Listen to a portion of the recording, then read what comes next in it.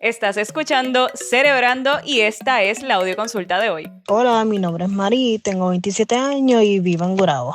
Actualmente estoy viviendo con mis padres y estoy tratando de ahorrar dinero para buscar mi propio espacio. Pero mientras tanto todavía no están entendiendo que pues a pesar que vivo con ellos sí soy un adulto y tengo derecho a autodecisión y ser mi propia persona. No ha sido muy fácil y ha habido unos momentos donde ha sido unas pelas bien intensas. La pregunta es, ¿qué puedo hacer para tratar de lidiar mientras tanto viviendo con ellos en lo que me puedo ir? Saludos, bienvenidos a este nuevo episodio de Cerebrando. Por aquí, Perla Alessandra junto a Jennifer Wiskovich. Y hoy tenemos como invitado al doctor Javier Méndez, psicólogo consejero. Y vamos a estar hablando de este audio que nos envía Mari, vecina de Gurabo que tiene 27 años.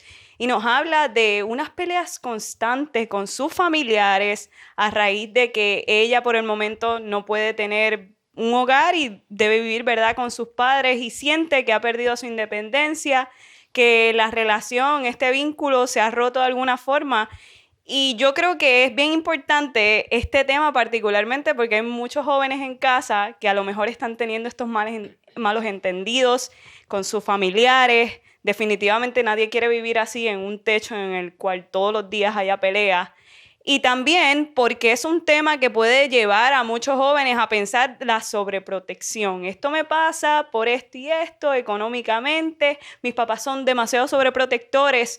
Javier, ¿verdad? Por tu especialidad, lo que ves a diario, ¿cómo la sobreprotección podría, ¿verdad?, tener una repercusión en la salud emocional de los jóvenes que a lo mejor viven en casa todavía con sus papás, ya tienen un trabajo, pero no logran conseguir ese techo que quieren, ese hogar que tanto anhelan?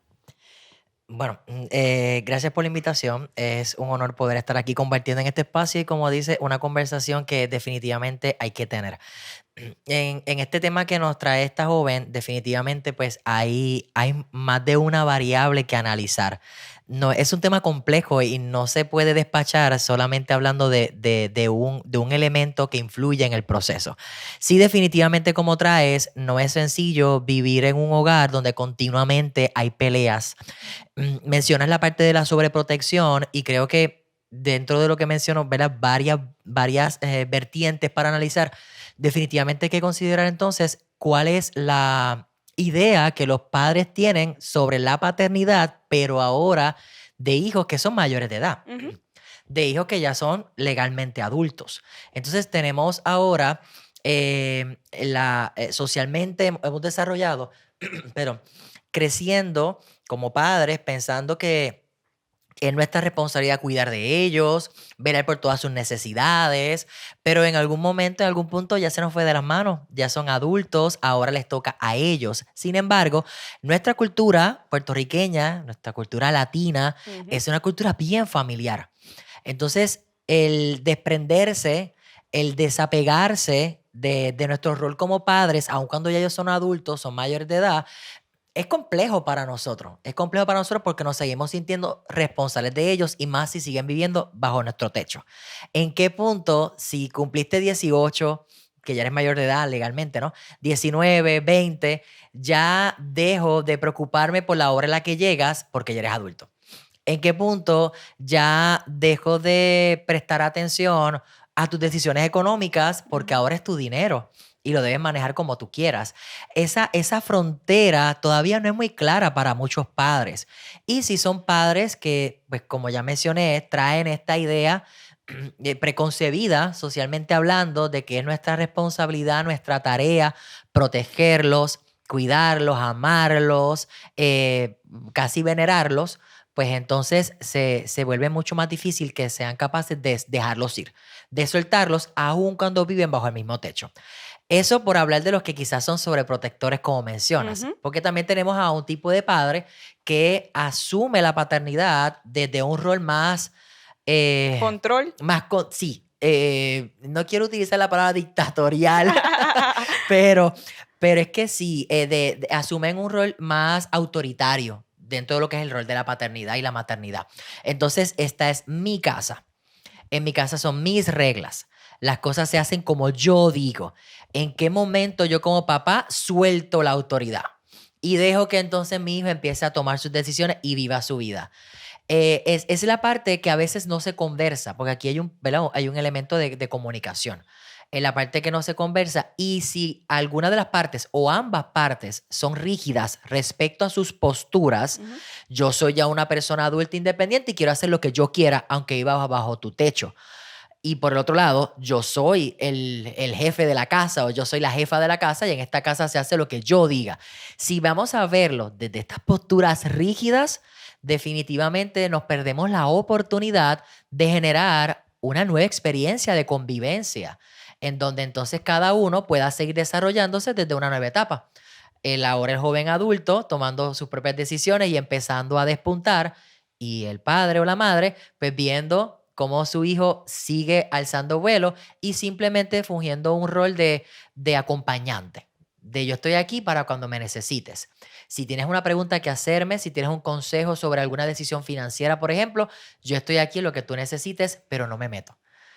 Esa es la parte que habría que empezar a explorar. Yo creo que es un asunto como complicado para ambas partes, ¿verdad? Porque se afecta a toda la familia. ¿Puede haber alguna situación que provoque un trastorno de salud mental o alguna situación de salud mental provocada por esto que estamos hablando? Bueno, la realidad es que estamos hablando de una situación de más del diario vivir, una situación de convivencia.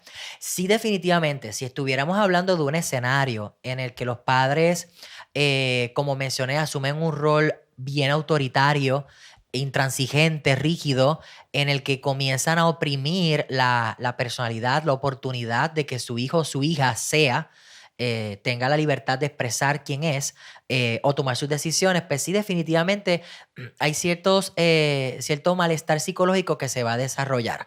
Y es entonces el punto en el que definitivamente pues hay que hacer un alto para ver de qué manera como familia y como individuos atendemos la situación de otra manera, porque yo lo prefiero ver, más que estoy haciéndolo mal, lo prefiero ver, ¿me está funcionando sí o no?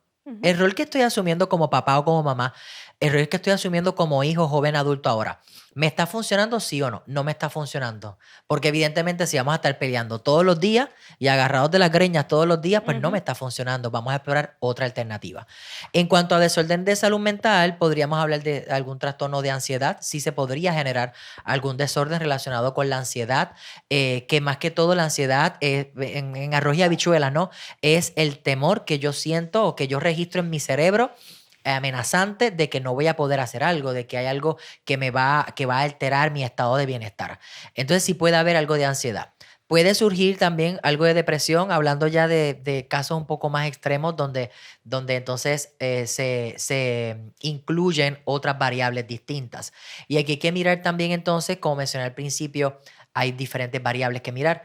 Habría que también analizar cuál es la posición a nivel psicológico de este joven, o en este caso la joven que nos trae la pregunta.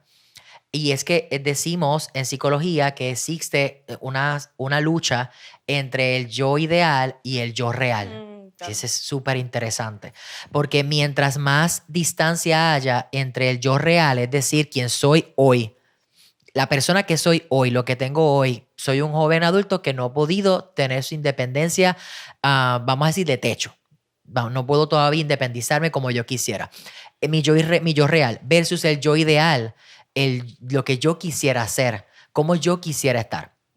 En psicología decimos que mientras más distancia haya entre el yo real y el yo ideal, mayor malestar psicológico va a experimentar esta persona.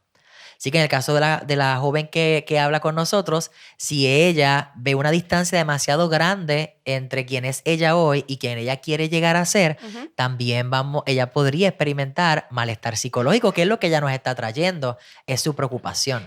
Y también tenemos el tema de la presión y las expectativas sociales de lo que se esperan en ciertas generaciones. Antes de comenzar la conversación, el doctor me estaba hablando de que las generaciones que llamadas millennial, centennial, tienen unas expectativas de la vida muy diferentes a lo mejor a sus padres. Y esto trae que se haga una presión, un impacto adicional a los vínculos, se arruinen por estas expectativas generacionales. Sí, esa parte, ese tema es súper interesante y es un análisis que podemos ya tener en la literatura. tenemos unas diferencias generacionales. Y cuando hablamos de generacional, no estamos hablando de la década. Porque decimos, vamos a hacer una fiesta de décadas, nos vamos a vestir de los 70, pues tenemos una moda, ¿no? De los 80, de los años 20. Pero a nivel psicológico, social y cultural, una generación se trata de un grupo de personas nacidas en una época que fueron impactadas por unos eventos específicos. En el caso de los millennials, que son los que nacieron entre el 88-89 aproximadamente hasta como el 95-96, pues ellos, por ejemplo, vieron el cambio de lo análogo a lo digital. Esa es una generación que vio el cambio de lo análogo a lo digital. Vivieron la invasión de Estados Unidos a Irak, las Torres Gemelas, unos eventos históricos muy importantes. La generación que nace entre el 97 y el 2012 en la literatura es la que consideramos los centennials o la generación Z. ¿Cuáles son las características principales de estas generaciones? Para los padres que a lo mejor vean esto también y se cuestionen la postura opuesta a la que nos está trayendo Marí, bueno, son generaciones, bueno, les cuesta más trabajo permanecer demasiado tiempo en un empleo, por ejemplo. Quieren experiencias nuevas. Están buscando cada vez más oportunidades de aventura, de vivir cosas distintas, contrario a generaciones anteriores que pueden estar 25, 30 y 40 años en un empleo y jubilarse de ese mismo empleo. Estas generaciones van a tener un currículo más amplio con muchas experiencias diferentes laborales, por mencionar solamente un ejemplo. Adicional a eso, pues entonces es una generación que es bien vocal a la hora de defender sus posturas y sus derechos. Y aquí vienen los conflictos. Ahí llegan los conflictos porque entonces los padres se me quejan de que mis hijos adolescentes, cuando veo, ¿verdad? Padres de millennials o centennials, es que mis hijos son bien testarudos y argumentativos. Yo tengo en mi expediente clínico, yo tengo ese checkmark todo el tiempo, lo marcan. Argumentativo y testarudo. Ajá. Argumentativo y testarudo. Se repite mucho. Muchísimo. Es que es una característica de la generación. Son vocales, defienden mucho sus derechos y sus posturas. Pues, ¿qué tenemos entonces? Un joven adulto que quiere dejar saber quién es, qué le interesa, qué le gustaría vivir, qué decisiones quisiera tomar, y a un padre que le dice y le cuestiona, otra vez vas a cambiar de trabajo, y otra vez vas a hacer tal cosa, y vas... Cuando el adolescente o el joven... Casar. Exactamente. Cuando entonces esta persona lo único que está buscando es manifestar las características naturales de la generación a la que pertenece. Entonces, esos choques generacionales van a llegar y van a sacar chispa. Van a sacar chispa, que es lo que nos está trayendo Mari. Van a sacar chispa y van a tenernos en conflicto constante. En el caso de ella menciona, ¿verdad?, que ella está tratando de mudarse de su casa, pero la situación económica pues como que no se lo permite. Y yo creo que eso es como súper común en Puerto Rico porque estamos viviendo momentos difíciles económicos en la isla. Y creo que también eso es un punto bien importante que hay que mencionar, que tal vez muchísimos jóvenes no quisieran estar viviendo en sus casas, pero lamentablemente pues no pueden porque la situación, ¿verdad?, de su bolsillo pues no se los permite. Javier, ¿cuáles serían esas recomendaciones que le podríamos dar a Mari y a otras jóvenes como ella para manejar esta situación, esta dinámica familiar, mientras finalmente puede mudarse de su casa? Sí, es importante y qué bueno que traes la parte económica porque también hay que cuestionarnos esa realidad socioeconómica que enfrentamos. Las estadísticas dicen que el promedio de edad para un joven adulto independizarse o salir de su casa, no solo en Puerto Rico, en España también. Estudios hechos en Europa, esto no es algo que esto no son los jóvenes de Puerto Rico. Y es importante que lo entendamos, gente. Esto no son los jóvenes de Puerto Rico. Esto es un fenómeno a nivel mundial. Los jóvenes en Puerto Rico, estadísticas, estudios demuestran que los de Puerto Rico, Estados Unidos, Europa, en España particularmente, el promedio de edad para irse de su casa está entre los 29 años aproximadamente a los 31, 32. Y yo sé que hay muchos padres que se pueden escandalizar porque, pero si yo me fui a los 15... Yo me casé a los 22. Yo me casé, sí, yo me fui de casa a los 20, pero si yo lo hice todo solo... Claro, pero es que la situación económica no es la misma. Lo que costaba una casa en los 70 comparado con el salario anual no es lo mismo en comparación al salario anual que tenemos aquí promedio y lo que cuesta una casa en una casa promedio. ¿Verdad? Entonces es una realidad económica que también hay que considerar. Recomendaciones que podríamos darle a Mari. Bueno, en primer lugar, empezando desde lo individuo hacia afuera. Es importante que ella pueda hacer una introspección sobre ese yo ideal y yo real que mencionaba. ¿Dónde ella se visualiza? ¿Dónde ella se ubica con relación a lo que es para ella la independencia? Porque una cosa es decir, yo quiero ser independiente viviendo en una zona exclusiva de Puerto Rico, teniendo un carro último modelo, pudiendo viajar 2 y 3 veces al año, que se requiere mucho dinero para eso, Sí. versus decir, yo estoy conforme con un apartamentito de un cuarto. Ujú. ¿Qué es para ti independizarte y establecerse metas que sean reales, que sean medibles, que sean alcanzables? Esa parte es muy importante. Y en cuanto a la familia, ya saliendo un poquito del interior, en cuanto a la familia, el poder mirar cómo podemos establecer como familia líneas de comunicación que sean abiertas, pero que también sean respetuosas cuando nos referimos a la otra persona, considerando también los intereses y el bienestar de la otra persona con la que estoy conversando. Claro. Sabemos, Jennifer, que la comunicación es la base de todo, pero Javier, ¿cómo entonces a lo mejor por este choque generacional yo me siento con mami y papi y les digo, miren, esto me está afectando emocionalmente, esto está arruinando nuestro vínculo como familia? ¿Cómo se hace esa primera dinámica? Sí, esa es la clave en ese tipo de conversación, porque siempre hablamos de la comunicación es la clave de todo. Ajá. La comunicación es la clave de todo, pero vamos a ser específicos. Es una comunicación con escucha activa. ¿Y qué es la escucha activa? A veces nosotros nos sentamos a discutir un tema en pareja, con la familia. Voy a comentarle a mis papás la incomodidad que me genera esta situación. Entonces voy contándole a mis papás y mis papás me están escuchando, pero realmente lo que están haciendo es, dale, termina de decir que después voy yo. Termina de decir que después voy yo. Y mis papás me están entregando sus argumentos y yo estoy escuchando, pero realmente estoy pensando cuáles son los argumentos con los que me voy a defender cuando termine de hablar. Eso no es escuchar. Yo realmente no estoy prestándole atención a los argumentos, a las posiciones. Así que primero escucha activa. Déjame sentarme y yo te voy a pedir, por favor, que sin interrumpirme me escuches durante estos minutos que te quiero hablar y que mientras me escuchas, hay que ser claros, mientras me escuchas, te pido por favor que no pienses en cómo defenderte, porque no te quiero atacar. Solo quiero expresar cómo me siento. Y de ahí a lo segundo, esa conversación para que sea saludable debe ser una comunicación que sea desde mi posición, no desde el ataque ofensivo. Yo no vengo aquí a sentarme a decirte todo lo que tú haces que a mí me hiere y a mí me molesta. Yo vengo aquí a compartirte cómo me siento yo con la situación, cómo yo quisiera que fuera la situación diferente.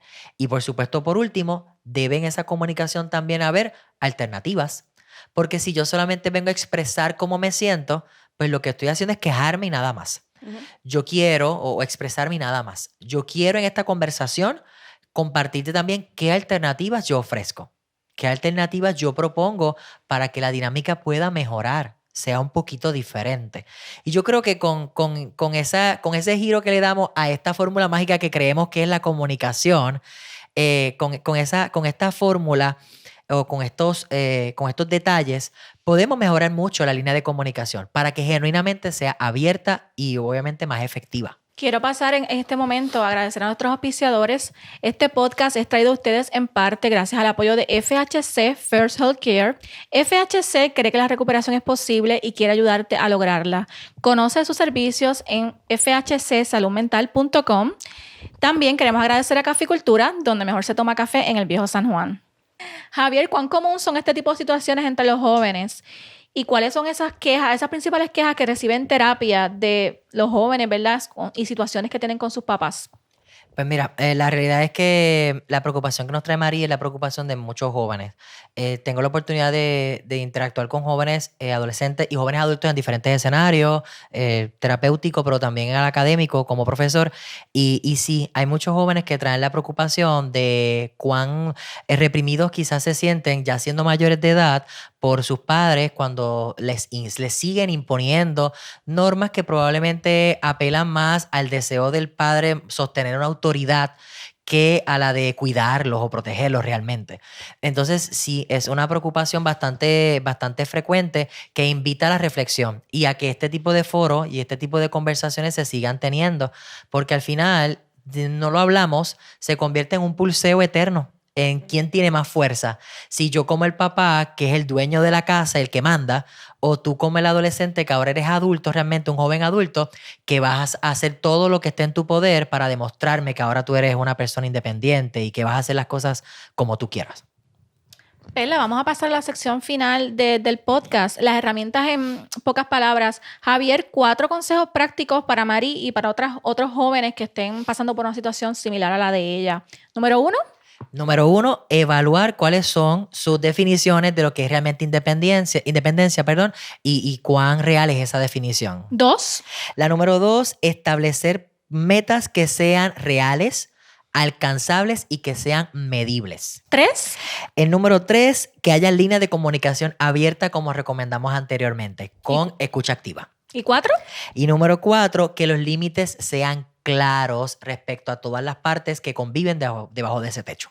Perfecto. Excelente conversación y bueno, hemos llegado a la parte final. Recuerda que tú eres lo más importante de este podcast y queremos escucharte, queremos saber tus dudas, tus miedos, tus preocupaciones. Envíanos un audio de 30 segunditos contándonos qué estás viviendo y te vamos a hacer parte de nuestros episodios. Recuerda también que nos puedes encontrar en nuestras plataformas para podcast, en Spotify, en Apple. Yo dije nuestra como si yo fuera la dueña de Spotify, pero en todas las plataformas para podcast.